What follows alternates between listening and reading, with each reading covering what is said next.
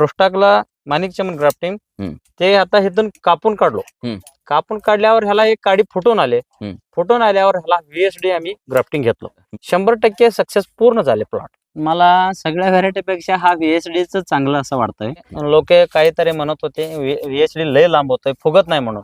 आमच्यात हा गड पूर्ण हा 16-17 mm चा 18 mm म्हटलं तर सुद्धा हरकत नाही. हा पूर्ण पावसात गावलेला प्लॉट आहे. बर. माणिकचे मन कुजून गेलं, सुपर सुद्धा कुजून गेलं. हम्म. हा VSD 10% वर कुजले, नुसता 90% पूर्ण प्लॉट राहिलेला. मार्केटमध्ये काय म्हणते चव नाही, द्राक्षाला चव नाही. आता कशामुळे रासायनिक मुळे चव सुद्धा जरा फेल व्हायला लागले. झाडाला सलरी घातला का नाही द्राक्षाला चव सुद्धा एकदम लवकर मिळतो. एक सुद्धा मनी गळत नाही. एक मनीवर सुद्धा माल उचलू शकतो आम्ही ह्याला लयच खर्च केलो नाही. एकऱ्याला 70-80 हजार लाखाच्या आत खर्च केलो. आता ह्याला 60-70 रुपये रेट कमीत कमी चालूच आहे. ह्याला दुबई, मलेशिया आपले काय बाहेरच्या लांबी चालणारे आहे ना, 100% माल व्यापाऱ्यांना नेऊ शकतो.